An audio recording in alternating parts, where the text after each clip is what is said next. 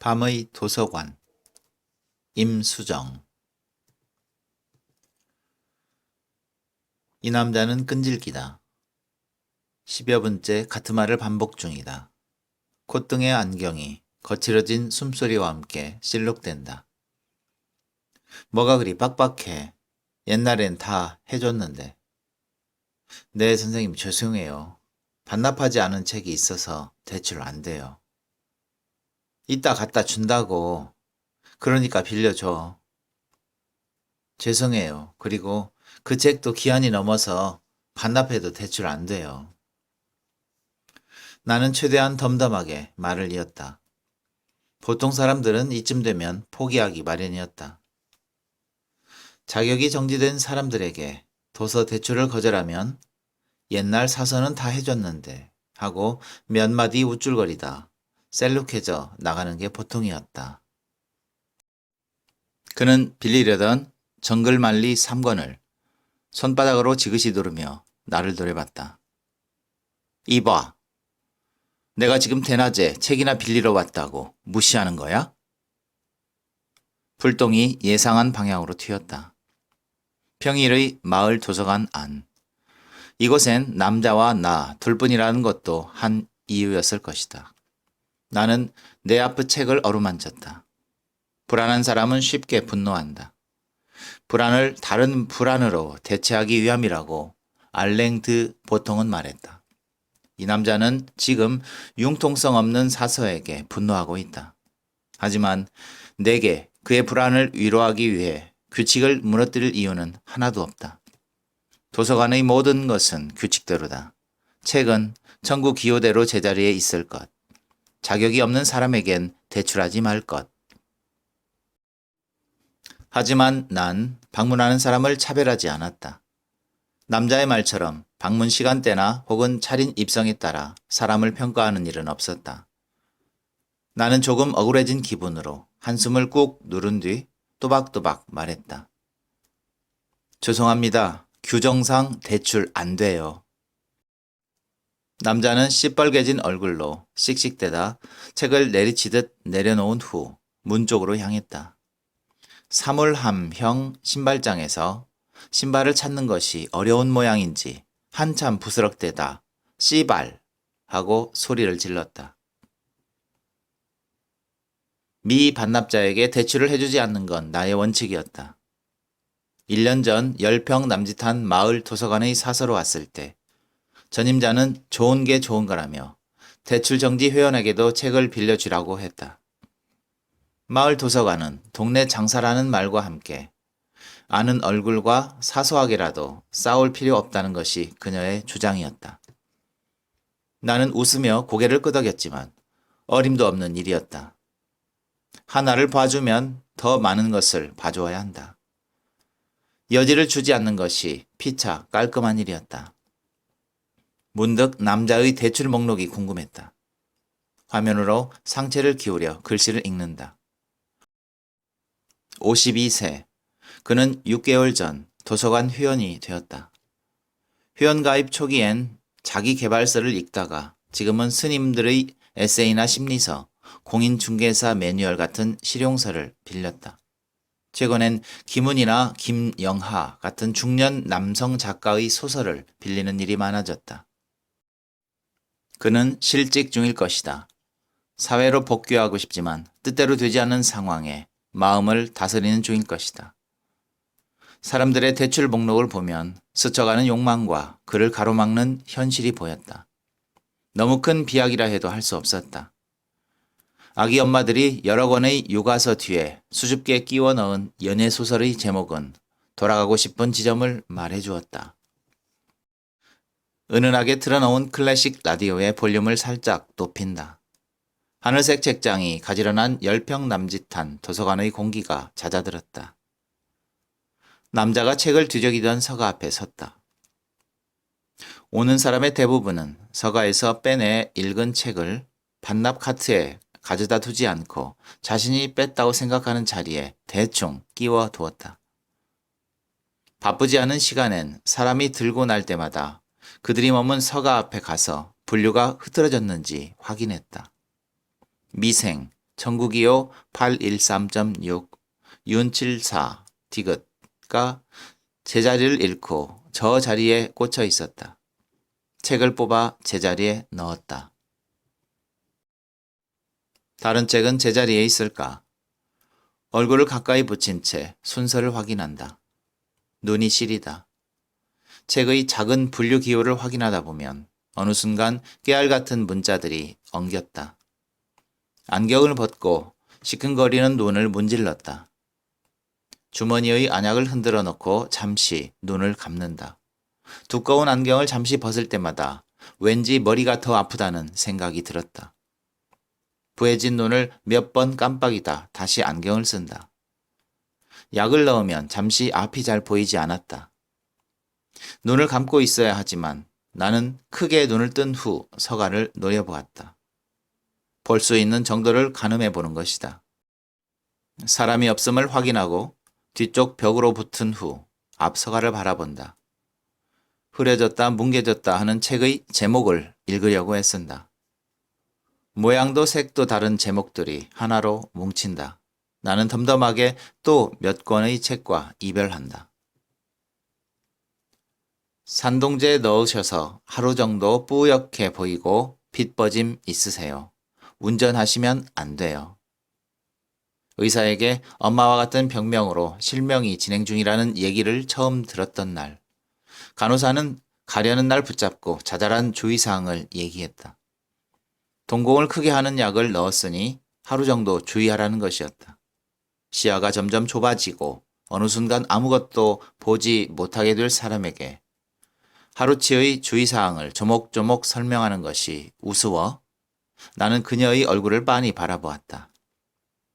분홍색 카디건과 흰색 바지와 진주 귀걸이와 핸드크림 향기 같은 것이 둥글게 뭉쳐져 왈칵 다가왔다.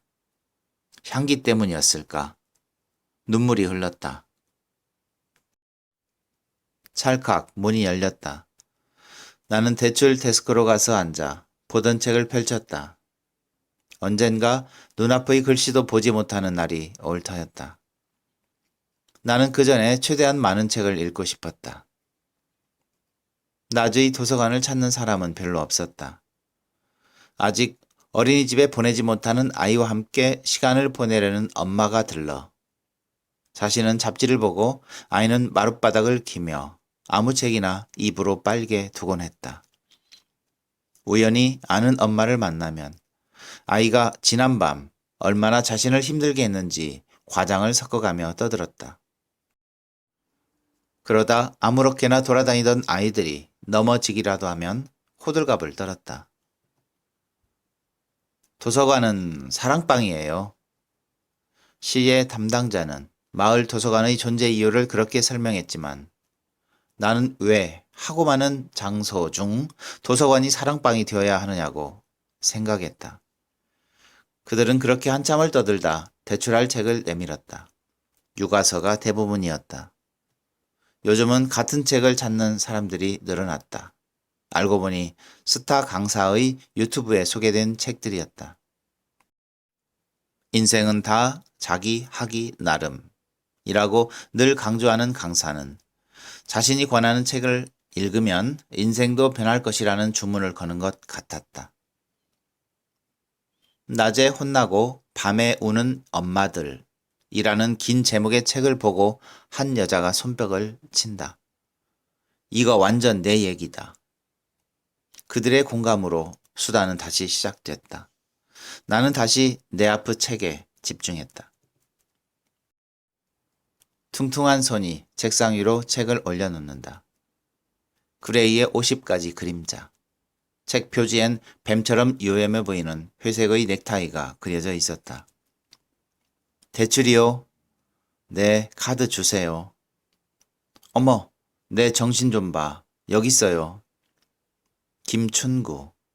이름이 특이해 기억하고 있었다. 둥근 얼굴에 희끗희끗한 머리를 올려 묶은 여자가 웃었다. 꽃무늬 원피스에 흰 카디건이 화사했다. 일주일에 2번 들러 바느질이나 소설책을 빌려가는 여자였다. 주책 없죠? 넷플릭스에서 봤는데 재밌더라고요. 책으로 읽어보려고요. 그녀는 묻지도 않는 말을 하며 웃었다. 귀앤머리를 연신 쓸어 올리는 손과 목덜미, 귓볼이 붉었다. 표지가 날긋한 책의 코드를 스캔한 후 그녀에게 밀어주었다. 대출 되셨어요? 그녀는 잠시 책을 안고 머뭇댔다. 선생님은 무슨 책을 그렇게 계속 읽으세요? 재미있으세요? 책의 재미를 그녀에게 설명할 필요는 없다고 생각했다. 나는 희미하게 웃었다. 선생님, 여기 자원봉사 모집하죠? 나는 잠시 망설였다. 전임 사서와 함께 일했던 오래된 봉사자는 나의 원칙을 못 견뎌 했다. 왜 도서관에 떡이며 음식을 싸우면 안 되는지, 대출 카드 없이 대출은 안 되는지, 그동안 자연스러웠지만 잘못된 일을 바로 잡으려 들자 그녀는 반발했다. 전임 사서가 고생한다며 부풀려 주었던 중학생 아이들의 봉사 시간을 바로잡자 그녀는 바로 그만두었다. 그제 자원봉사 모집 공고를 내긴 했지만 어디까지나 요식적인 거였다. 나 혼자로도 충분하다는 생각이었다. 마을 도서관 봉사는 시간을 채우려는 학생들이 일주일에 몇 시간 간단한 청소를 하거나 주말에 반납과 대출 업무를 보는 것이었다. 학생들은 저들끼리 노닥거리느라 정전기포로 머리카락을 밀고 다니는 정도의 청소도 제대로 하지 못했고 반납책을 서가에 정리하라고 하면 아무데나 꽂아놓는 통에 결국 다시 내 손이 닿아야 했다. 막내가 올해 대학에 갔거든요. 이제 저 할 일은 다 한 것 같아요. 네, 우선 간단한 인적사항이랑 자기소개서 써 오시면 보고 연락드릴게요. 거짓말이 술술 나왔다. 자기소개서라니. 네, 선생님, 안녕히 계세요. 여자는 예의 그 웃음으로 인사를 한 후 문을 나섰다. 점심은 집에서 먹었다. 도서관과 15분 정도의 거리에 원룸이었다. 간단한 빵과 커피를 마시며 책을 봤다. 집의 벽은 온통 책이었다. 식탁 등과 키가 큰 독서 등을 한 번에 켰다. 창문 앞의 책 무더기 때문에 거실엔 빛이 잘 들지 않았다. 헤세의 유리알 유의를 펼쳤다. 중학교 때부터 100번도 더 읽은 책이었지만 크네이트가 명인의 주의를 버리고 카스탈리안을 나오는 장면은 언제나 희열을 주었다. 띠띠 알람이 울렸다. 점심시간 끝나기 15분 전이라는 알람이었다. 정신없이 책에 빠져 있다가 점심시간을 훌쩍 넘겨버린 일을 몇 번 겪은 후 생각해낸 방법이었다.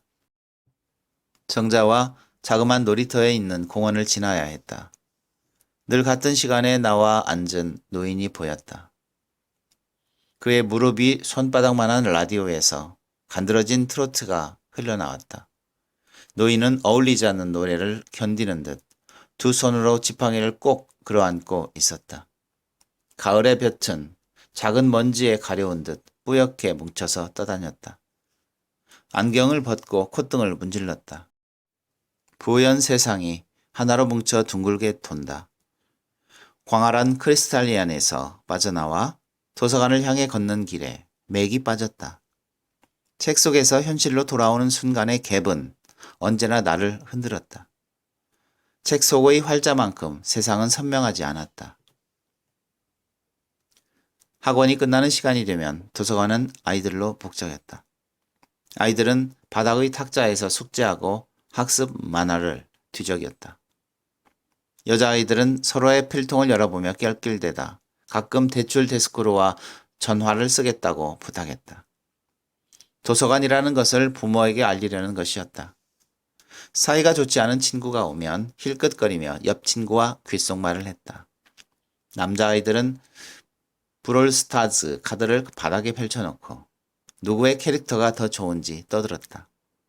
규칙을 강조했지만 아이들은 도통 들어먹지 않았다. 시끄러울 땐 집중하지 않아도 술술 익히는 가벼운 소설을 읽었다. 그때 누군가 흰 봉투를 내밀었다. 선생님, 김춘구였다. 얼굴이 빨갛게 상기되어 있었다. 자기소개서요. 쓴다고 쓰긴 했는데 이런 건 또 처음이라 예쁘게 봐주세요. 나는 흰 봉투를 보던 책 사이에 끼웠다. 도서관 문은 7시에 닫았다. 문을 걸어놓고 청소와 반납책을 정리했다. 마룻바닥엔 아이들이 뜯어먹은 초콜릿 껍질과 게임 카드 봉투가 나뒹굴었다. 청소기를 돌리고 대걸레로 구석구석 닦아냈다. 서가의 먼지는 삶아 말린 걸레로 닦았다. 꺼끌꺼끌한 걸레로 바닥을 문지른 후 묻어난 먼지를 확인하면 마음이 편해졌다. 웅! 책상 위에서 핸드폰의 진동이 울렸다. 눈을 가까이 대자 김도진이라는 이름 석자가 보였다. 나는 수신 거부 버튼을 눌렀다. 얼마 전 안과 대기실에서 읽었던 불우한 노 교수의 사연이 떠올랐다. 하나뿐인 아들과 아내가 미국 여행 중 교통사고로 죽었다는 기사였다. 한국 비교 문학의 권위자인 70 후반의 노 교수는 충격에 빠졌고 1년째 대외 활동을 중단한 채 집에서 두문불출하고 있어 제자들은 안타까워했다. 교수 가족의 행복한 시절의 사진이 비극을 더욱 비극적이게 했다. 책이 사방으로 빼곡한 거실에서 상고머리를 한 어린 아들을 무릎에 앉힌 사진. 말을 탄 아들을 배경으로 고운 한복을 입은 아내의 어깨를 안고 웃는 사진 같은 것이었다. 나는 오랜만에 그의 얼굴을 자세히 들여다보았다. 사진 속의 남자는 몸에 잘 맞는 양복을 입고 쾌활하게 웃고 있었다. 아버지.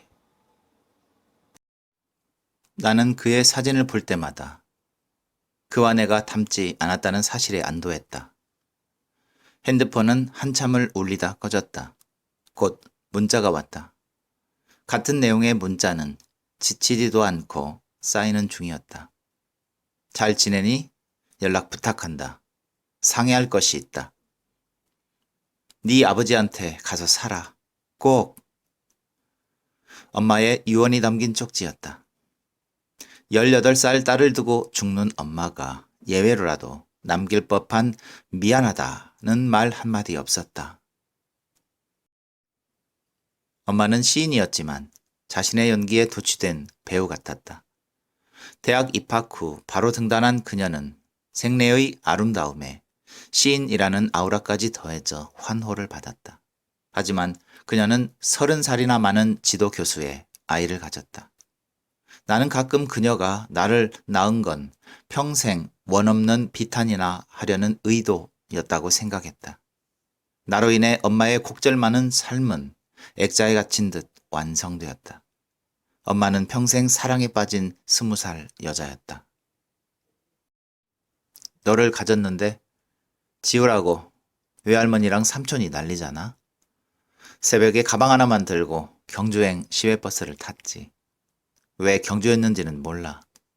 수학여행 때 가본 거 말고는 없는데. 거기서 꼭꼭 숨어서 배가 부를 때까지, 아무도 어쩔 수 없을 때까지 견뎠어. 그리고 네 아버지 집을 찾아갔지. 여름이었는데 벽돌담에 담쟁이 잎사귀가 그득해서 바람에 스륵스륵 소리를 냈어. 초인종을 누르는데 나는 그 사람이 나와야 한다고 수백 번 빌었는데 부인이 나왔어. 비까지 내려야 했는데 그건 좀 아쉽다. 망토를 입고 갔거든.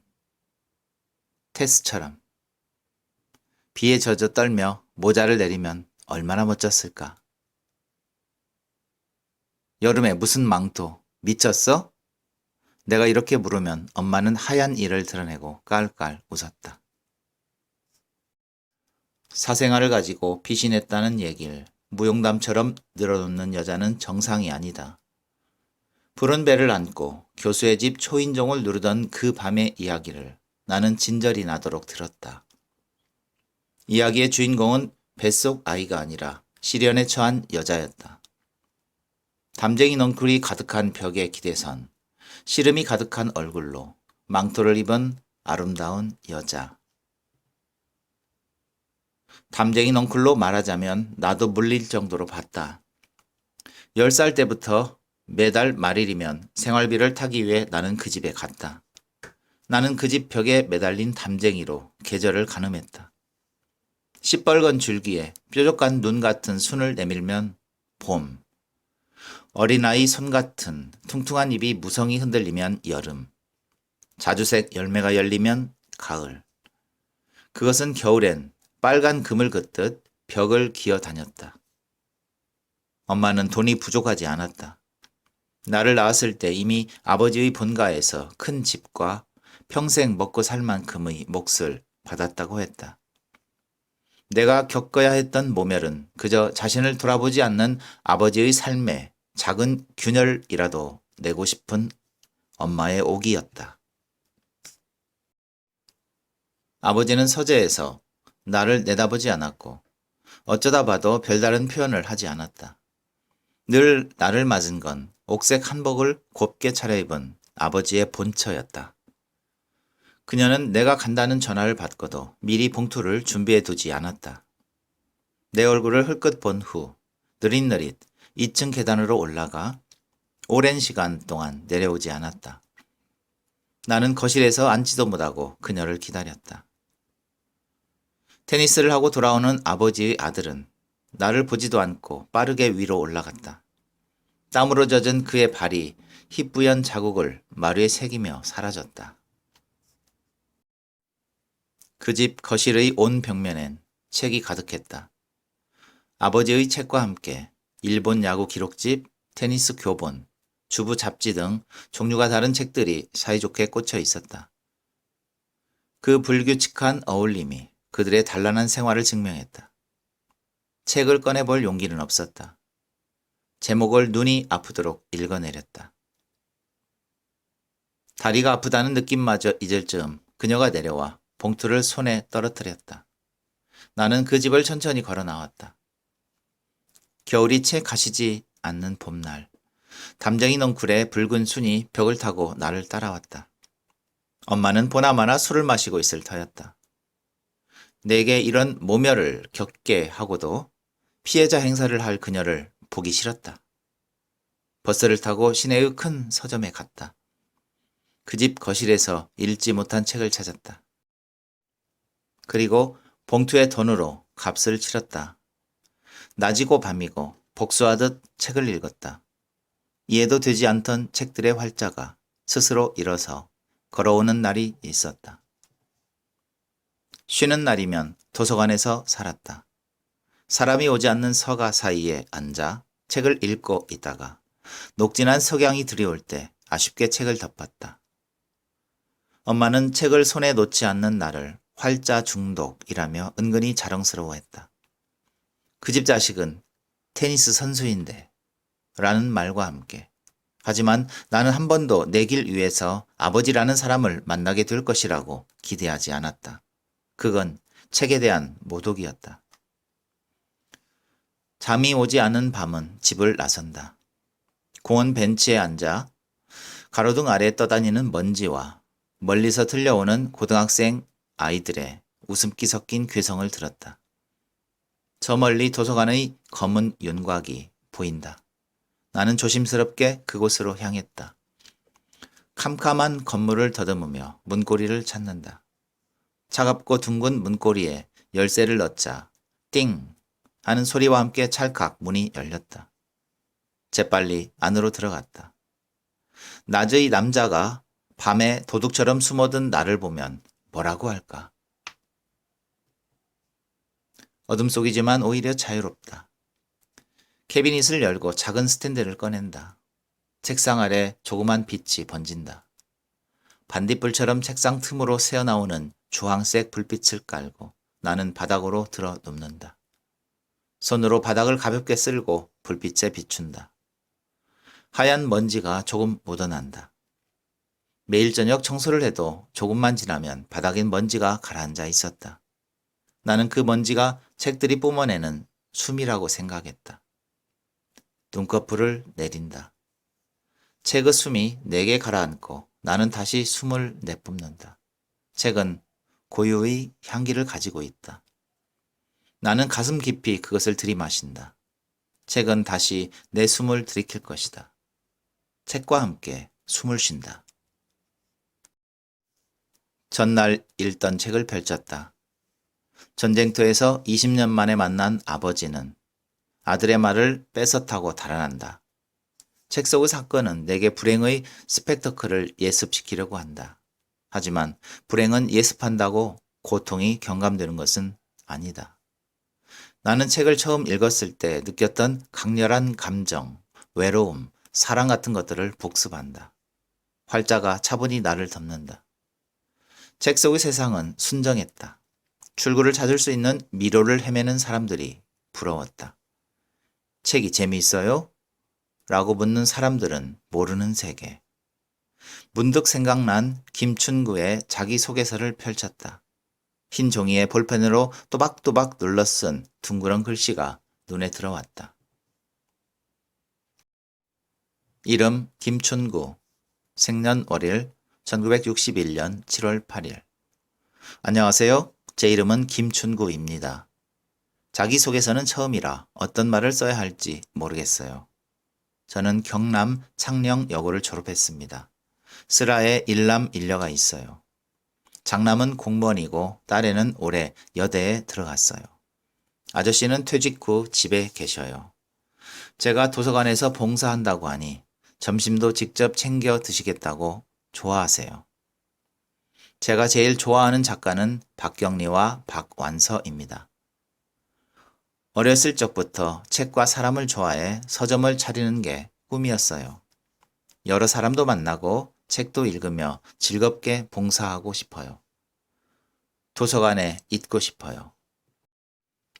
도서관에 있고 싶어요. 궁서체의 글씨가 살아 꿈틀대는 듯했다. 김춘구는 희색이 만면한 얼굴로 월요일 11시에 도서관으로 나왔다. 선생님 감사합니다. 감사는요. 나는 얼굴을 조금 펴 웃었다. 그녀는 가방에서 무언가를 주섬주섬 꺼냈다. 종이컵과 커피 믹스였다. 나는 재빨리 말했다. 여기서 이런 거 드시면 안 되는데 책에 쏟을 수가 있어서요. 에구 그렇구나. 죄송해요. 뭐부터 할까요? 우선 반납함 책 좀 가져다 주시겠어요? 나는 도서관 밖 반납함의 열쇠를 그녀에게 건넸다.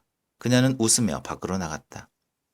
한아름 책을 안아온 그녀가 혀를 내둘렀다. 책이 엄청 많네. 주말 지나서 그래요. 나는 책의 코드를 스캔하기 시작했다. 그녀는 신기한 눈빛으로 나를 바라보다 내 뒤로 가까이 섰다. 가글 냄새가 났다. 이제 이 책들 다시 꽂으면 되죠? 내 옆에 수북이 쌓인 책들을 그녀가 카트로 옮겼다. 나는 잠시 망설였다. 아무렇게나 꽂으면 다시 내 손이 닿아야 했다. 하지만 곧 이 작업이 그녀의 얼굴에서 붉은 생기를 뺏고 그녀를 집으로 돌려보내리라고 생각했다.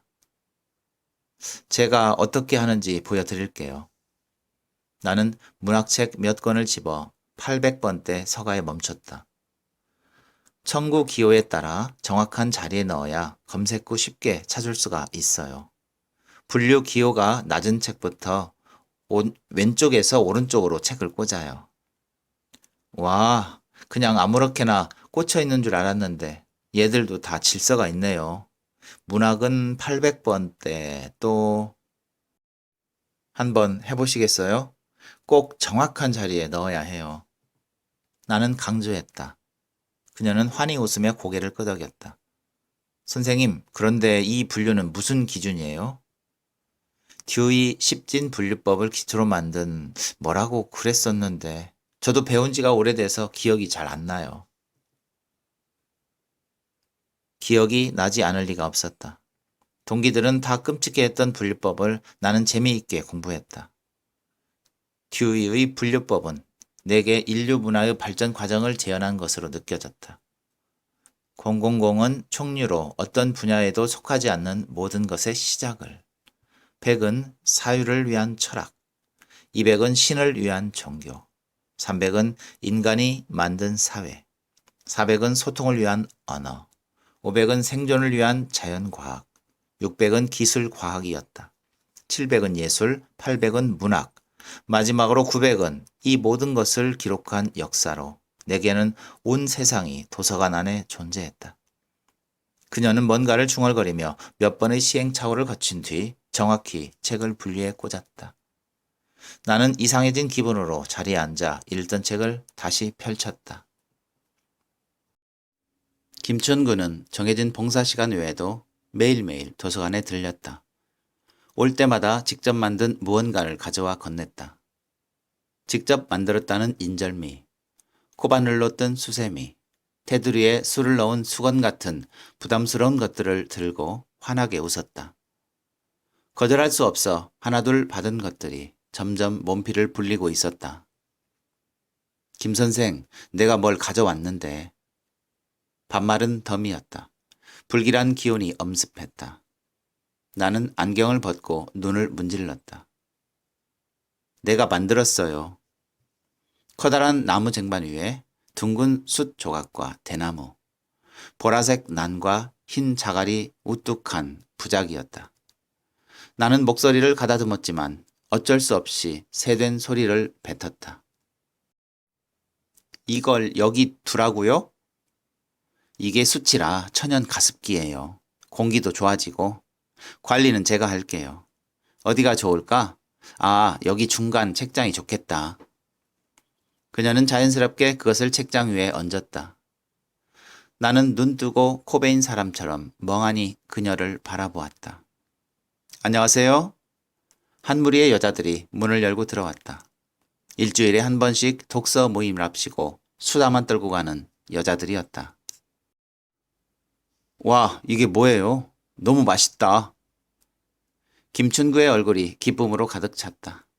여자들은 둥근 탁자에 둘러앉아 이야기를 시작했다.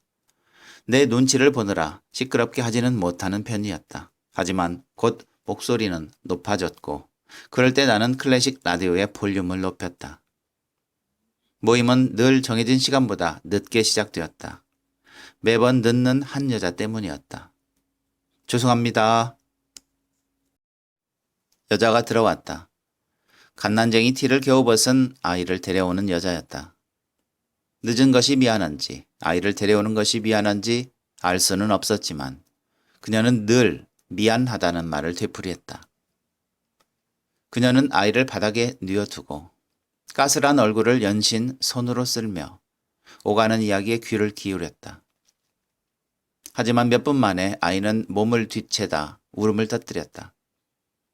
여자는 아이를 업고 도서관 구석에서 연신 아이를 달랬다. 하지만 아이는 더욱 울음소리를 높였다. 여자는 밖으로 나가려고 했다. 하지만 김춘구가 그녀를 만류했다. 이리 줘봐요. 아, 예뻐라. 그녀는 아이를 능숙한 자세로 안고 얼렀다. 엄마와 달리 토실한 아이는 김춘구의 호로록 깍깍 하는 소리에 벙싯벙싯 웃었다. 모임이 끝난 후 아이 엄마는 김춘구에게 연신 감사의 인사를 건넸다. 선생님 덕분에 오늘 감사해요. 힐링하고 가네요. 별 말씀을요. 승환이 너무 예쁘네. 자주 오세요. 여기 맨날 있으세요? 그럼요. 김춘구가 환히 웃었다. 그녀는 도서관 서가에 반쯤 기댄 편한 자세로 여자들을 배웅했다. 그녀는 어느새 손에 커피 믹스를 탄 종이컵을 들고 있었다. 서가 구석에서 말라붙은 떡 조각을 발견할 때면 화가 치밀었다. 숯부작 주변엔 검은 가루가 부슬거렸다. 그녀와 그녀의 물건이 나의 도서관을 흔들고 있었다. 사람들은 책을 보지 않고 김춘구와 수다를 떨었다. 도시락을 싸와 내미는 사람들도 있었다. 김춘구는 내 눈치를 보며 입으로만 안 된다고 거절했다. 선생님, 반납책들 자리에 제대로 꽂으셔야 해요. 처음과 달리 그녀는 책도 제대로 정리하지 않았다. 나는 노이로제에 걸릴 지경이었다. 그런데 김 선생, 꼭 그 자리에 있는 것보다 그 책 찾다 다른 책 찾아서 읽는 재미가 있지 않겠어? 그녀는 매우 수다스러웠다. 집의 강아지, 아들의 상사, 딸의 아르바이트, 남편의 투정을 내게 얘기했다. 나는 반쯤 듣고 흘렸다. 혼자 구석 책상에서 책을 읽던 전의 봉사자가 그리웠다. 김 선생, 그런데 눈이 안 좋지? 많이 안 좋은 거야? 당황한 내 손이 눈을 가린다는 것이 안경을 가린 모양새가 되었다. 그녀는 눈에 좋다며 블루베리 진액을 내밀었다. 그녀의 선의는 나 외의 사람들을 모두 감동하게 했다. 하지만 나는 그 선의가 나를 나무란다고 느껴졌다. 가을비가 나뭇잎과 함께 떨어져 바닥을 어지럽혔다.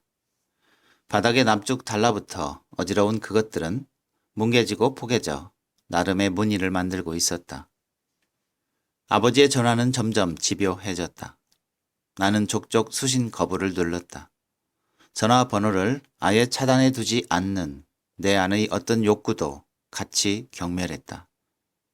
시의 도서관 담당자를 만나고 돌아온 날, 김춘구는 도서관 안쪽에서 뛰듯이 걸어와 붉은 얼굴로 속삭였다. 김 선생, 요 앞 공원에 아버님 오셨어. 나는 내 귀를 의심했다. 네? 저번에 김 선생 화장실 갔을 때 전화가 하도 울리길래 받았거든. 어떤 여자가 김 선생 전화 맞냐고 하고 여기가 어디길래 묻길래 가르쳐 줬어. 예상치 못한 일을 겪으면 온몸에 힘이 빠지듯 아무 생각도 나지 않는다는 것을 알았다. 책으로 하는 예행 연습은 아무런 도움도 되지 않는다는 것도. 나는 세차게 소리 질렀다. 미쳤어요? 그녀는 예상했다는 듯 입을 앙다물었다. 촉촉해진 눈이 왠지 즐거워 보였다. 김 선생, 나는 자기한테 어떤 사연이 있는지는 모르지만 그래도 만날 사람은 만나야 돼. 나중엔 모든 게 다 후회야. 자다가도 벌떡 일어나고 그냥 걷다가도 가슴이 조여들어서 사는 게 아니야. 그녀는 내 손을 꼭 부여잡았다. 두툼하고 붉은 손은 뜨거웠다. 김 선생, 얘기를 해야 하는 거야. 사는 건 딱 떨어지는 게 아니야. 나는 그녀의 손을 확 뿌리쳤다. 도서관을 뛰어나와 그가 있다는 공원의 반대편으로 뛰듯이 걸었다. 말라서 표창처럼 된 단풍잎이 바람과 달려든다. 돌아가고 싶은 마음과 앞으로 걸어야 하는 마음이 뒤엉켰다. 재빨리 택시를 잡았다. 파주 경모공원이요. 유리 속 엄마는 환히 웃고 있다. 가져간 장미다발을 내려놓았다. 구불구불한 머리와 도장 같은 붉은 입술이 아름답다. 나는 안경을 벗고 엄마를 응시한다. 검은 머리와 붉은 입술과 장미향이 부옇고 둥글게 뭉쳐진다. 불행을 완성해 행복하냐고 묻고 싶다. 눈물은 나오지 않는다. 엄마가 죽었을 때도 울지 않았다. 빈소를 홀로 지키던 내게 아버지는 무심한 얼굴로 그래서 넌 몇 살이냐고 물었다. 나는 서둘러 그곳을 벗어난다. 가져온 장미꽃도 함께였다. 흔적을 남기지 않으려는 유치한 숨바꼭질이다. 새벽에 공원을 가로지른다. 아버지가 앉아서 나를 기다렸을 곳이 어딘지 가늠한다. 여러 벤치를 후보로 삼아 나는 다양한 자세와 모습의 아버지를 앉혔다 이렇게 세우기를 반복한다. 그중 한 곳에 앉아 사람들을 바라본다. 찬 바람이 분다. 이제 겨울이 올 것이다. 마시지도 못하는 술이 먹고 싶었다. 아파트 쪽의 작은 편의점의 불빛이 보였다. 천천히 걸었다. 문득 익숙한 사람이 보였다. 몇 걸음 더 앞으로 옮겼다. 김춘구였다. 잠옷에 카디건을 급히 걸친 모습의 그녀는 검은 비닐봉지를 들고 편의점 문을 나왔다. 조심스레 건물 두 편의 그늘로 들어가 쪼그려 앉았다. 봉투 안에서 얼음이 든 플라스틱 컵을 꺼내 주위를 살피다 뚜껑을 열고 캔맥주를 콸콸 따라 부었다. 그녀는 손 위로 흐르는 거품을 연신 개걸스럽게 핥았다. 그리고 그것을 꿀꺽꿀꺽 마시기 시작했다. 꽤 큰 맥주 한 캔을 3번 정도 나누어 먹는 시간이 오래 걸리지 않았다. 그리고 얼음을 와작 씹었다. 손등으로 입을 계속 훔쳤다. 이상한 활기가 돌았다. 그녀의 붉은 얼굴과 강한 가글 냄새가 떠올랐다. 나는 그대로 멈춰서 그녀와 그녀를 가린 어둠을 바라보았다. 남은 얼음을 바닥에 흩뿌리던 그녀가 엉거주춤 몸을 일으켰다. 어느 쪽을 바라보는 것인지 명확하지 않았지만 나는 먼저 몸을 휙 돌렸다. 다음 날 도서관 책상엔 김춘구의 편지가 놓여 있었다. 김 선생, 아버님껜 김 선생이 사정이 있어 못 나온다고 말씀 잘 드렸어. 김 선생, 아버님께선 말씀을 잘 못하신대. 알턴 병의 후유증이라고 하셨어. 제자라는 여자분이 모시고 왔어. 뭐라고 말씀을 하시려는 것 같았는데 나는 그 마음은 알겠는데 내용은 모르겠더라고. 글로 몇 자 적어주셨어. 두고 갈게. 내가 주제 넘었어. 미안해. 마음 정리되면 연락해줘요. 김춘구. 그 아래 삐뚤한 글씨가 적힌 종이가 있다. 볼펜으로 꾹꾹 힘주어 쓴 그 글자를 바라본다. 종이를 눈앞으로 가져다 댔다. 드문드문 엄마의 이름과 내 이름이 보였다. 미안하다 같은 글자를 애타게 찾고 있는 나를 발견한다. 하지만 찾을 수 없었다. 김춘구는 이제 도서관에 나오지 않았다. 그녀가 남긴 숯 부작을 바라보았다. 숯 조각 사이 난초는 꽃이 진 채로 뿌리만 들이웠다. 붉고 흰 뿌리가 이끼를 움켜쥐고 있었다. 속이 허방인 빈 이끼 위로 들이운 뿌리가 안타까웠다. 대출이요. 뒤돌아보았다. 선뜻 내 눈을 마주치지 못하는 남자는 예전 대출 거절로 소리를 지르며 나갔던 그다. 나는 그가 밀어놓은 책을 보았다. 칼 세이건의 코스모스. 공인중개사의 꿈을 접고 우주의 꿈을 꾸는 걸까? 나는 남자가 아직 공인중개사를, 지구의 꿈을 꾸었으면 좋겠다고 생각한다. 카드 주세요. 여기요. 28일까지예요. 그는 옆구리에 책을 끼고 성큼성큼 도서관을 걸어 나갔다. 잠이 오지 않는 밤엔 여전히 도서관으로 스며든다. 바닥의 냉기를 견디며 들어눕는다. 책들이 먼지를 털어내는 소리가 들린다. 그 고운 먼지가 내 위로 가라앉는다. 문득 이 밤의 공기를 김춘구와 함께 마시고 싶다는 생각이 들었다. 눈을 감는다. 정자에 앉은 한 남자가 보인다. 검은 모자를 쓰고 고개를 숙인 남자의 형태와 색이 벗겨진 갈색 정자와 잿빛 하늘이 둥글게 뭉그러진다. 나는 한 발 한 발 그에게 다가간다. 그는 말을 하지 못한다. 나는 보지 못한다. 우리의 대화는 어떨 것인가? 나는 그의 무엇이라도 움켜쥐고 싶다는 충동에 휩싸인다.